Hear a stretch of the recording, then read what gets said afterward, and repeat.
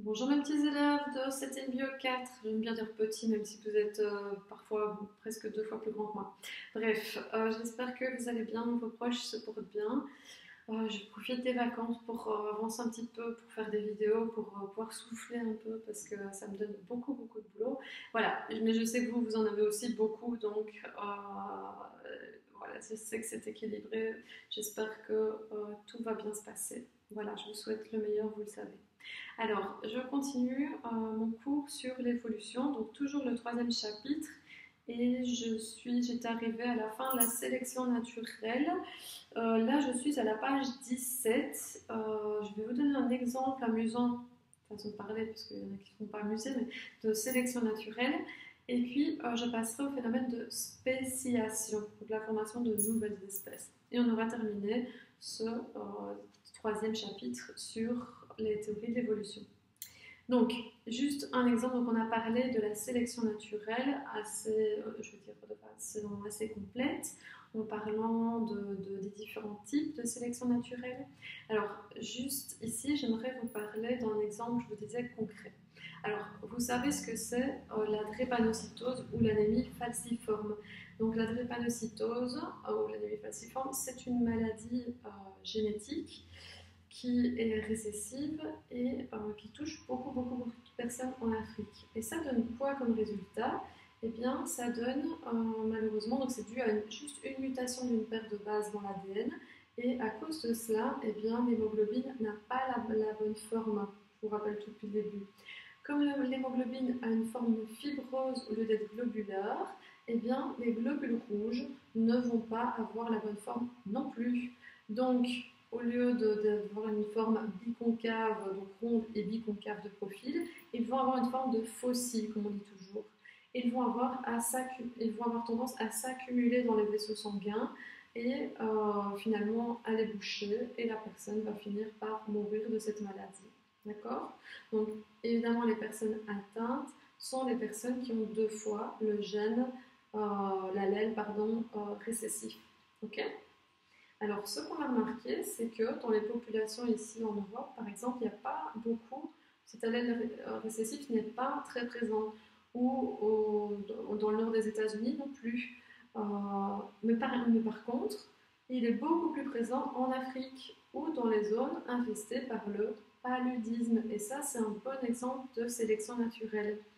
En fait, vous savez que le paludisme ou la malaria, hein, on entend parler avec les médicaments assez pour le moment. Donc, en fait, la malaria ou le paludisme, c'est dû à un,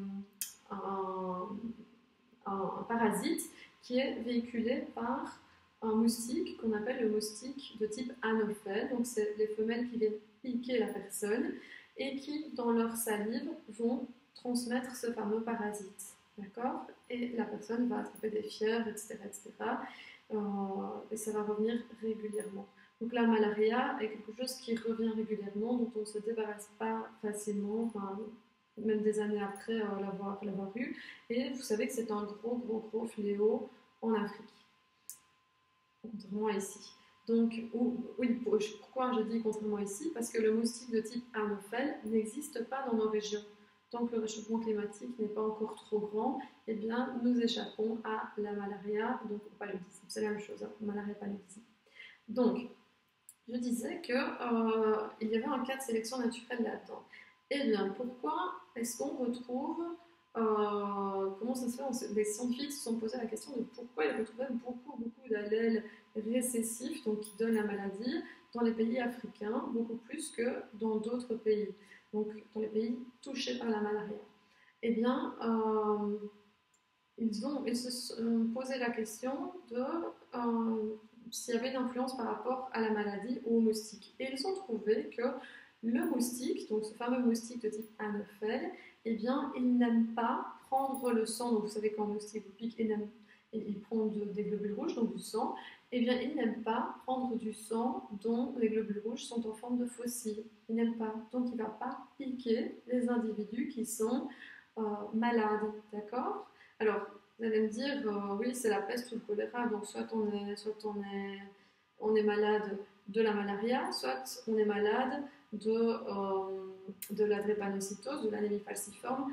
Maintenant, pensez à une chose, on peut aussi être hétérozygote. Donc si on est hétérozygote, donc on a un gène sain et un gène malade pour la drépanocytose, eh bien le gène sain fait en sorte qu'on ait assez de globules rouges normaux pour pouvoir survivre normalement. Et bien souvent, on ne sait pas qu'on est hétérozygote. Ça va? Donc on ne sait pas que certains globules rouges à nous sont en forme de faucille. Eh bien ces globules rouges en forme de faucille, ils vont faire fuir les moustiques, parce que les moustiques n'aiment pas du tout ces globules rouges en forme de faucille, et donc les personnes ne vont pas tellement se faire piquer par ce type de moustique. C'est donc un avantage sélectif dans les zones infestées par le paludisme d'avoir l'allèle récessif du paludisme, donc d'être hétérozygote. Donc là, on retrouve vraiment une corrélation au sein des populations entre la malaria, le taux de malaria, et le taux de personnes qui ont l'allèle récessif pour la maladie de la drépanocytose. Voilà, j'espère que vous avez compris mon exemple. Alors, je vais passer à la nouvelle matière qui est la spéciation. Donc, pour terminer ce troisième chapitre sur l'évolution. Donc, la spéciation, qu'est-ce que c'est? Eh bien, vous le savez, j'espère que vous vous souvenez un petit peu de votre cours de S5, c'est la formation de nouvelles espèces. Alors, la formation de nouvelles espèces, elle se fait le plus souvent à cause d'un isolement géographique. C'est ce qu'on appelle la spéciation allopatrique. Alors, donc, je vous ai mis un exemple ici avec au départ, donc, si vous voulez, donc c'est sur une île sur laquelle il n'y avait pas de souris et des Portugais ont emmené ces fameuses souris avec eux sur les navires et donc ces souris sont apparues sur cette fameuse île qu'on voit très mal ici mais que vous verrez bien dans vos cours. Et à l'heure actuelle, alors qu'il y avait au départ une seule espèce de souris, et bien maintenant on en a retrouvé deux. Donc il y a deux populations de souris qui sont devenues finalement tellement différentes qu'elles forment deux espèces. Si vous regardez le karyotype des deux souris, eh bien il est complètement différent. En fait, il y a eu beaucoup de mutations. Les deux populations, donc la population s'est séparée en deux. Donc certaines ont quitté, je veux dire, la grande population et eh bien, ont muté, etc., etc. Donc, une mutation de l'ADN.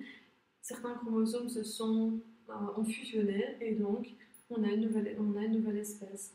Et donc, les souris ne sont plus de la même espèce puisqu'elles ne peuvent plus se reproduire entre elles. Je vous rappelle que c'est le principal critère pour savoir si deux individus sont de la même espèce ou pas. Donc, ça, on appelle ça de la spéciation. Alors, un autre exemple de spéciation, la spéciation par polyploïdie. Alors, je ne veux pas tellement vous ennuyer avec ça. En fait, c'est quelque chose qui se passe parfois dans le règne végétal, qui est beaucoup plus rare dans le règne animal. Mais voilà, à force de faire des croisements pour obtenir des denrées alimentaires qui convenaient à l'homme, bien justement, les cultivateurs ont croisé différentes espèces pour obtenir, par exemple ici, des épis de maïs de plus en plus épais. Eh bien, ils ont utilisé plusieurs espèces, des épis de blé, excusez-moi. Donc, ils ont utilisé plusieurs espèces qu'ils ont croisées entre elles, etc. Et ça a marché, même si ce n'était pas au départ la même espèce, d'accord? Donc, on dit qu'il y a eu polyploïdie, puisqu'il y a eu association du nombre de chromosomes, d'accord? Donc, on a eu augmentation du nombre de chromosomes. Voilà pourquoi on parle de polyploïdie. C'est quelque chose qui est rare, qui est rare naturellement, qui est moins rare parce que l'homme l'a introduit dans le monde végétal, mais dans le monde animal, je n'ai pas d'exemple à vous donner, sincèrement. Je ne dis pas que ça n'existe pas, mais je n'ai pas d'exemple à vous donner. Alors, juste une chose, on parle donc de polyploïdie quand il n'y a plus de jeu de chromosomes. Alors, il y a deux types de polyploïdie. L'autopolyploïdie, c'est quand les chromosomes proviennent de la même espèce. Et en revanche, on parle d'allopolyploïdie quand elles ne proviennent pas de la même espèce. Donc, pensez que ce sont des cellules qui ont fusionné, soit de la même espèce, soit pas, pour donner de nouvelles espèces. Voilà. Je ne vous demande pas plus là-dessus.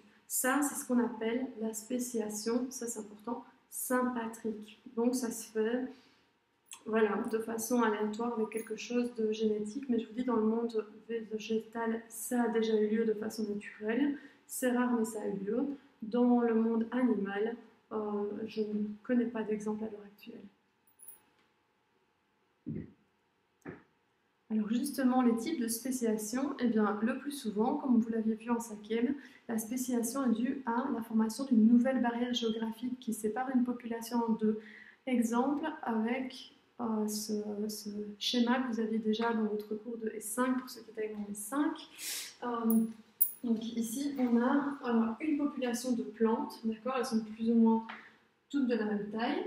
Et puis alors, vous voyez qu'au fur et à mesure du temps, eh bien, les conditions du milieu changent et la population se retrouve séparée en deux suite à l'apparition d'une barrière géographique qui est ici, de l'eau. Ça va, donc une nouvelle mer se forme par exemple, et vous voyez que de chaque côté, le climat change et donc les conditions du milieu changent.